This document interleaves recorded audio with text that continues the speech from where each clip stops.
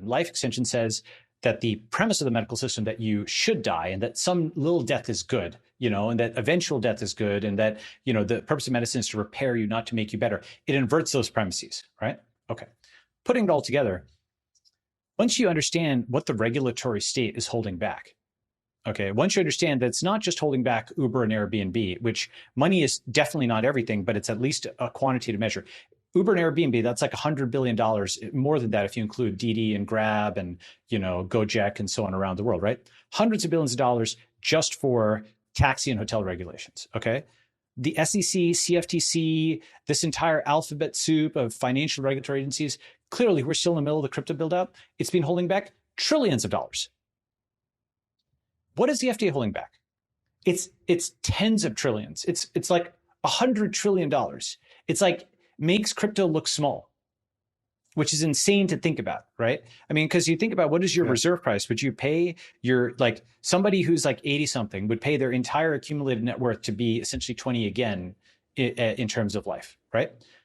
And so it's the largest market on the planet. Yeah, for sure. So now, how do you actually get to that market? Well, the thing that people don't realize is there's something called harmonization.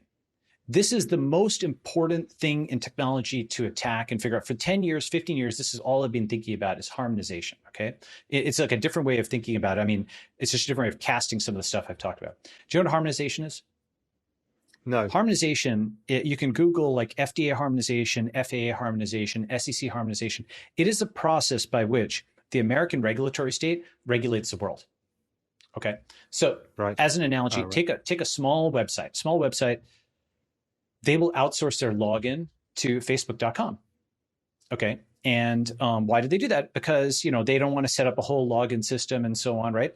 But now they're beholden to Facebook, and they can just shut them off remotely. And in the same way, a small country, Czechoslovakia or something like that, may outsource their regulation to FDA, SEC, et cetera. Yeah, we do it here in the Cayman Islands. So all of our food is all US approved. All of our drugs are UK approved, but we just outsource the whole thing because we don't have the manpower. It's a country of 60,000 people. We can't do it. And it makes sense for the companies as well, because if they're going to be regulated by somebody, they want to just get one check in the US and then be able to export to the whole world, right? So there is this combined corporate government fusion that is pushing homogenization of regulation across the whole world, okay? But as the Chinese proverb goes, the empire long united must divide, long divided must unite, okay? So this empire is long united, must divide. Why? Because that harmonization is done by literally unelected bureaucrats that have career tenure in the federal government, sitting in Silver Spring, Maryland, or somewhere near in the bowels of the federal bureaucracy. You don't know their names, okay? But they control biomedical and aviation and energy and financial policy for billions of people across the entire world. Have we run an election on these, the democratic accountability isn't there, right? Because they can't even be drummed out, by the way. They're not up for election. They can't be fired by an elected official. And they have career tenure, so they can't be fired. And no reporter ever names them. Just to put a finger on that, like when you hear about Facebook, what do you hear about? Zuckerberg, right? I actually like, I admire some of the things Zuck has done. I disagree with other things. On balance, though, I admire the fact that he built something from nothing. It's actually very hard to do what he did. And he did give free, like a bunch of free services. He did I think level up, things, even if we want to do things that are less centralized. Okay. But he takes personal responsibility for all that. He's constantly named in the press. They hit him as a person because the person has fewer hit points than the company, right? If you're proposing a reform of the institution, you say Facebook. If you want to harm the person, people say Zuck. They put them on, covers and so on, right?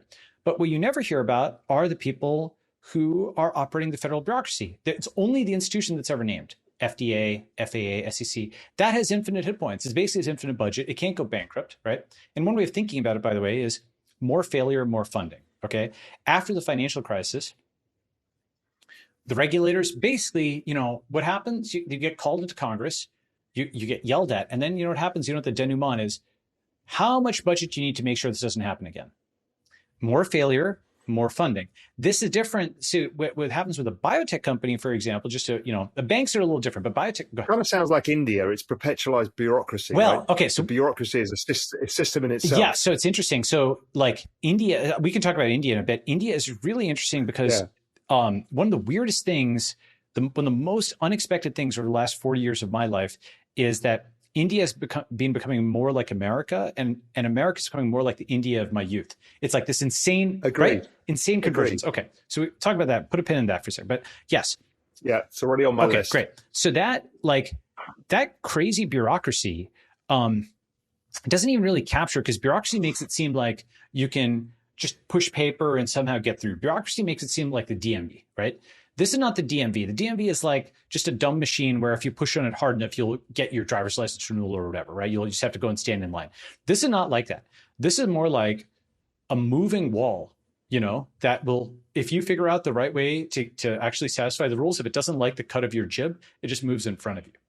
Okay. It's like, like a moving pick in basketball, right? So it's like this guy will just break the rules and move in front of you. So it's an analogy in that sense as well, because a moving pick's an illegal defensive move, right?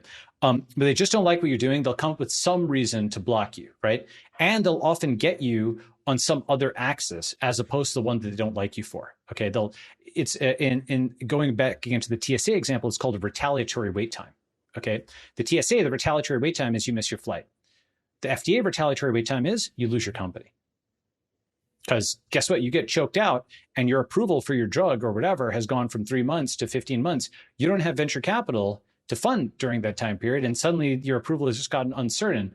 No one's going to re-up. You're dead, right? Or you're bought for a fire sale by a big pharma company who will, pick up the pieces, and they can afford to negotiate with the FDA forever, right? So there's this incentive for incumbency, this incentive for bigness, this incentive for stasis and whatnot. Okay. Now, I think in the fullness of time, COVID will be to the FDA and the CDC. And also, by the way, it's not just, FDA is a big part of it, but it's also AMA and CPT and this entire, insurance-based system where you have a third-party payer, a fourth-party pricer, and a fifth-party regulator, right? It's not just you and the doctor. Like the doctor doesn't know how much they're charging you. Someone else is saying the prices. Someone else is paying, a fourth party, and a fifth party is regulating. It's like there's a bunch of people in the room with you effectively with that doctor-patient relationship. That means like capitalism doesn't work, right? Because it's not capitalism. It's not willing. It's been very interesting to see Mark Cuban doing what he's doing. I've been writing about this for maybe 10 years. After the Indian generics industry rise, I saw that and I was like, well, this is going to solve a lot of problems for particularly the US, where drug prices are too high and generics are going to be the answer. But obviously the FDA, everybody else was completely anti it because there's this whole systemic kind of pocket picking where everybody gets rich. But Mark's finally gone around it, which is great to see. Yes, and it might be one of the best things he does. And one of the biggest things that is actually enabling that, which is non-obvious, is actually Twitter. You know why? Because he has a megaphone.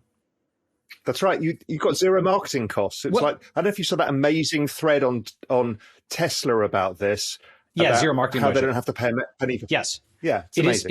It is. You're right that from the dollars and cents standpoint, it's like low marketing costs. But it's something even more than that, which is it is his own newspaper. That's ridiculously important because another aspect of this whole thing, why did you never, the angle I just gave on the FDA, I gave these citations and so on, but it's a lens on the FDA that you probably hadn't heard before, or many people hadn't heard. Normally what you hear is instead, they're basically like the biotech police, right? They're protecting you from these evil pharma companies that want to, like poison your food and drink and, just cut corners and sell you impure drugs and so on and so forth, right? And the government's going to protect you from that. Which is clearly nonsense, right? Because the incentive system is not to kill your customer because you don't have a customer in the free tricky. market. So here's where it gets tricky, right? So the way I think about it is V1, V2, V3. It is true, and this is an important thing where I think there's a sophistication here. It's very important. It is true that, for example, in China, there's like the melamine scandal, right? Where, there's like, contaminated milk, right? Like baby formula. It is true that people actually do want, this is the subtlety, they do want to regulate a marketplace in the sense of they want some actor that's providing star ratings of the various vendors in the marketplace, and they want that person to kick out bad actors. Why? Because your average person does not want to be able to, go and put a dipstick into every drink to see whether it has mercury or something in it, right? They don't want to be paying that quality cost all the time. They just want to effectively, implicitly pay one regulator and then have them take care of it, right? Now, the main thing that I propose as a V3 is choice in regulators, okay? To give some context on this, you can choose between Uber and Lyft for your taxi regulation. They have different rider ratings and different reviews and so on and so forth. And this is like the CFTC versus the SEC in crypto, right? Sort of, yes, in theory, though in practice, we don't have the choice. Yeah. The fight is going on. Who's going to get the monopoly? Who's going to get the monopoly? That's right. But yes, maybe a better example would be, if you're building a building and you really could building in any of the 50 states, you pick which regulator you're choosing, okay? And some states make it easy to build a building and some states make it harder, right? You have to weigh other costs like market and so on and so forth. But once you start thinking about it, not as like abolish the FDA or end the Fed, but exit the Fed, exit the FDA, you actually set yourself the harder task of building something better. Now, don't forget, I live in a country that is built on exactly this premise. So the Cayman Islands premise